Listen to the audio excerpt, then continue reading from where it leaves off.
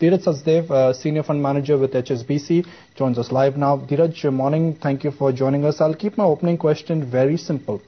What is your short-term market outlook? What is your medium-term market outlook? And what is your long-term market outlook? Good morning, Nikunj.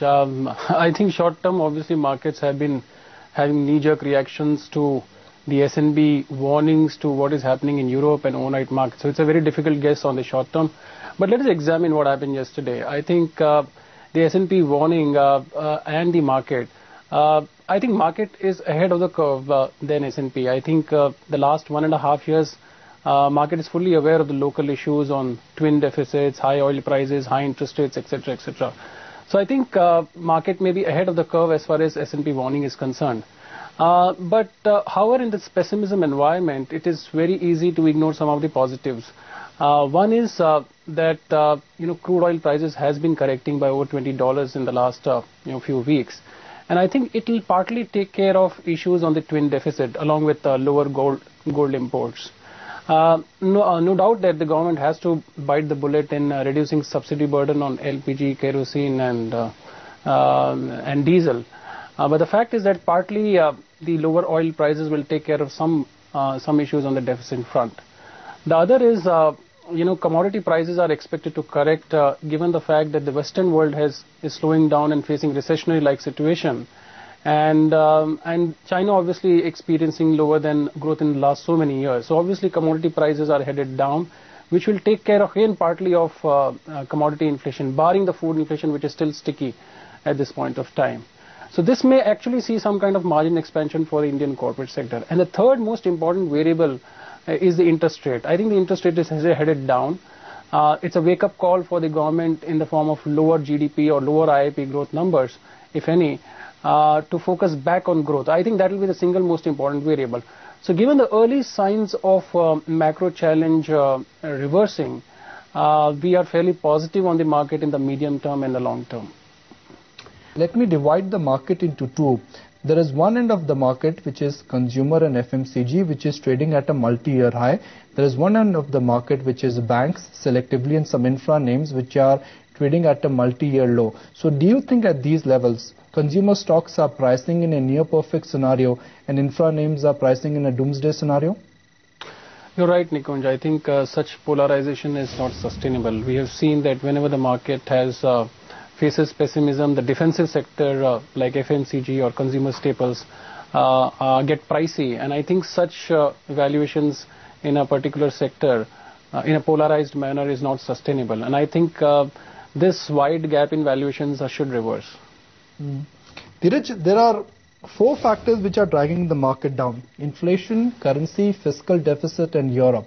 But do you think 2 out of those 4 factors which I mentioned, at least 2 out of 4 factors which I mentioned, will improve in next 1 year?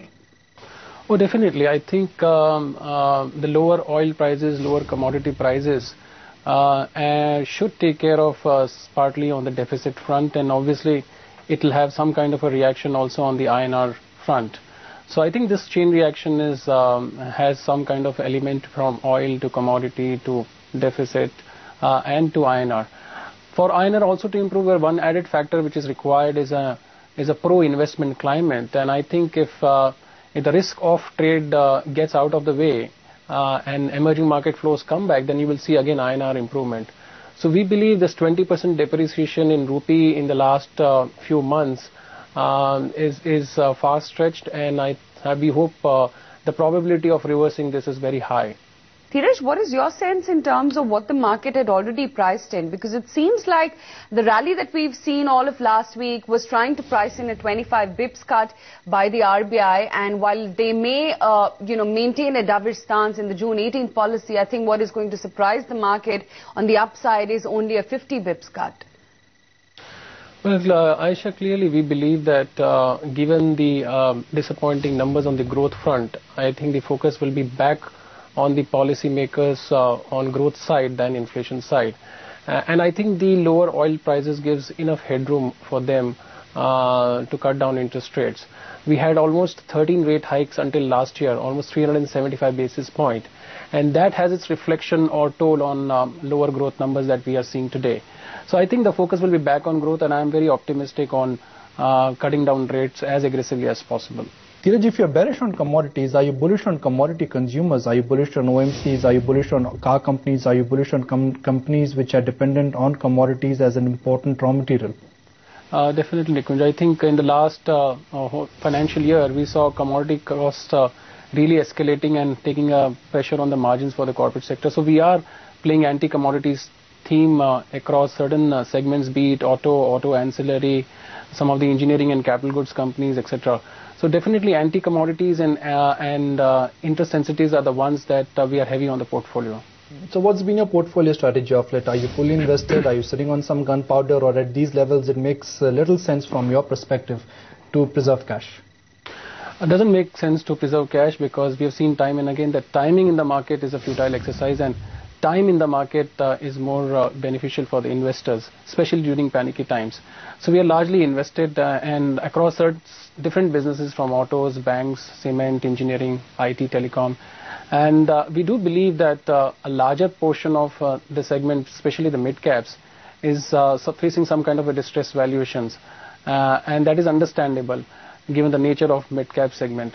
So we do believe that mid-caps will generate positive and alpha over a period of time. Dheeraj, so give us some names in terms of where you would still go out and recommend a buy when it comes to mid-caps. I'm just sorry, we cannot disclose names of companies, but as I mentioned, we are fairly positive in auto ancillary, be it two-wheelers, and several auto component companies, be it banks, both in the form of private sector, public sector banks, some of the mid-sized cement companies, selective real estate companies with better balance sheet in the form of low leverage, IT, because we do believe some of the select IT companies are underpriced and undervalued. We are also positive on engineering segment, though the fact is that over the next 2 quarters they may still face headwinds on poor investment demand, but capex revival is expected to happen in the second half of the year given lower cost of capital or interest rate. So it's a host of businesses that we have as part of diversity in the portfolio. You like real estate, you like banks, you like consumer names selectively, you like engineering. You pretty much have named the entire market. Well, we are still underweight on commodities, as I mentioned, and also the FMCG, which is pricey at this point of time. Why do you like real estate? You mentioned that selectively you're bullish on real estate. I think you're the only fund manager on the street who's bullish on real estate. Well, we don't like the large portion of real estate or north-centric companies, but we do like some of the Mumbai-centric companies which are monetizing the legacy land parcel, and they have low leverage in the balance sheet. And I think the time has come where the monetization is accelerating. And the market cap is much lower than the intrinsic value of the land which is getting monetized. So we are very selective and bottom up in real estate segment. So largely names like Bombay Dyeing, Raymond's, Phoenix, you like those companies? I think the monetization of these such land parcels is happening, and that's positive.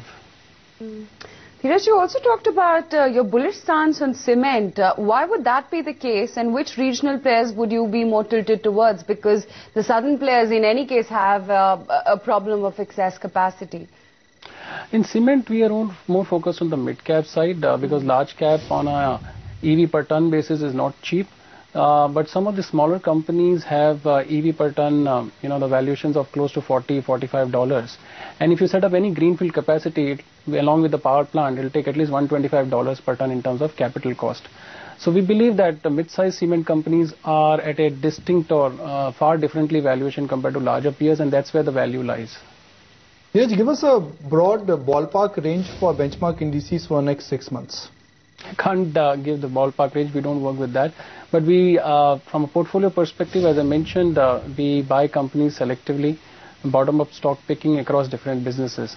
But broadly, we believe the risk-reward is in favor from overall Sensex perspective as well. What is your bear case scenario? Do you think we could go back to December lows? Well, I don't bet on that. I don't think that will happen, given the fact that in December you still had very high oil prices, etc.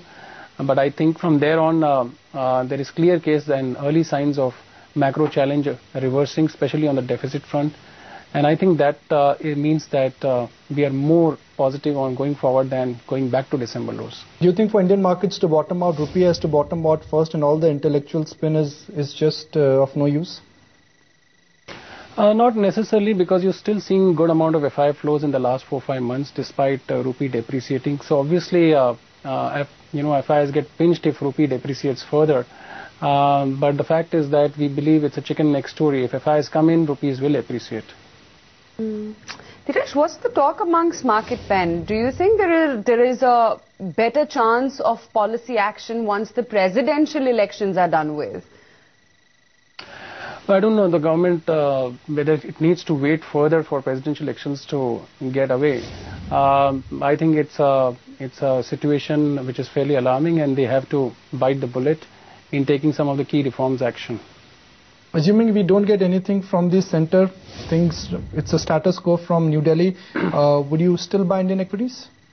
Yes, because there is, despite the government action, there is enough natural buoyancy, and I think that's an intangible hand of God that you might see crude correction or some of the inflation coming down naturally because of commodity cost. The structural issues, the structural positivity or model of India is still intact in terms of consumerism, demographic profile, lower penetration, high savings rate, etc. So relatively we are much better placed compared to the Western world. So there is still a long-term case for Indian equities. At these levels, are markets pricing in a good monsoon, and if if monsoon this year is below average, that will spook the markets? Oh, definitely, monsoon is important, and I think market doesn't price it because it's an event which cannot be forecasted or predictable. But yes, if there are issues on monsoon, some of the businesses will get impacted because a large portion of Indian economy is rural dependent.